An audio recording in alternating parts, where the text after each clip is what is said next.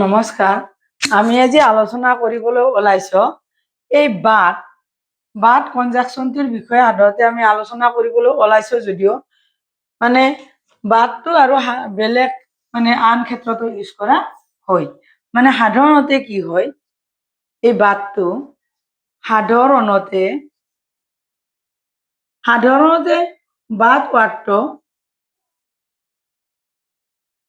বাট ৱাৰ্ডটো conjunction হিচাপত use কৰা হয়।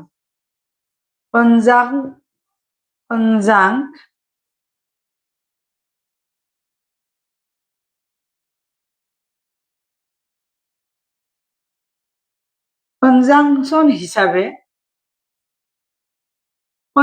হিচাপে ব্যৱহাৰ কৰা হয়। আমি জানো বাটটো আমাৰ কনজাংশন হিচাপত ব্যৱহাৰ কৰা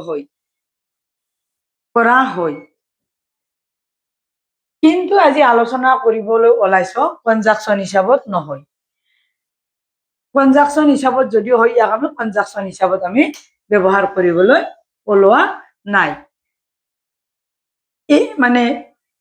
কিন্তু ব্যৱহাৰ কৰা হয় যদিও হয়, কিন্তু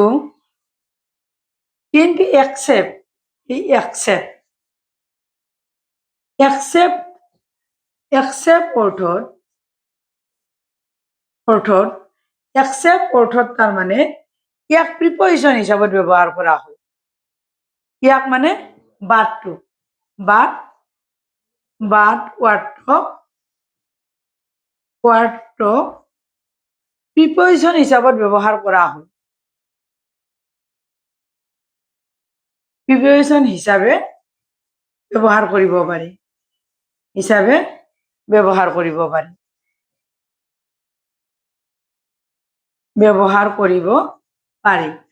যদিও এই কনজাংশন বাটটো কিন্তু ইয়াক একচেপ্ট অৰ্থত কি বুজোৱা হৈছে, ইয়াক প্ৰিপজিশন হিচাপত ইয়াক আমি ব্যৱহাৰ কৰিব পাৰো। উদাহৰণ দিলে কথাটো সহজ হৈ পৰে। আমি কনজাংশন হিচাপত এনেধৰণে ব্যৱহাৰ কৰো। I can read but can't write. ঠিক এনেদৰে কনজাংশনৰ ক্ষেত্ৰত আমি জানো ব্যৱহাৰ কৰিব পাৰি, কিন্তু আমি একচেপ্ট অৰ্থত ইয়াক কি কৰিম, প্ৰিপজিশন হিচাপত ব্যৱহাৰ কৰিম। ঠিক এনেধৰণে আমি নান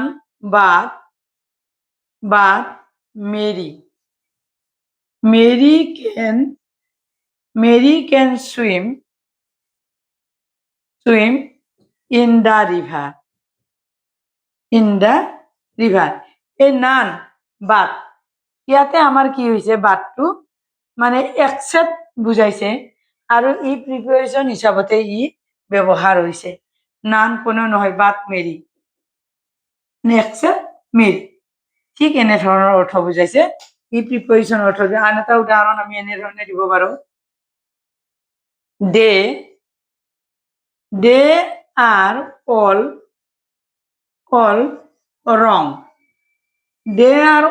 wrong. but Rahul. ইয়াতেও ৰাহুলৰ বাহিৰে সকলোৱে ভুল। ঠিক এনেধৰণে ইয়াতো আমাৰ কি হৈছে, বাটটো আমাৰ প্ৰিপজিশন হিচাপত আমাৰ ব্যৱহাৰ হৈছে। আন উদাহৰণ আমি এনেধৰণে দিব পাৰো। ই কনজাংশন হিচাপত ব্যৱহাৰ হয় যদিও আমাৰ প্ৰিপজিশন হিচাপত আমাৰ একচেপ্ট অৰ্থ বুজাৰ ক্ষেত্ৰত ই প্ৰিপজিশন হিচাপত বাটটো ব্যৱহাৰ হয়। প্ৰতিভা এডুকেশ্যনেল মেটাৰ চেনেলটো সাবস্ক্ৰাইব কৰিব, ভিডিঅ'টোত লাইক দিব, কমেন্টছৰ লগতে শ্বেয়াৰ কৰিবলৈ অনুৰোধ জনালো।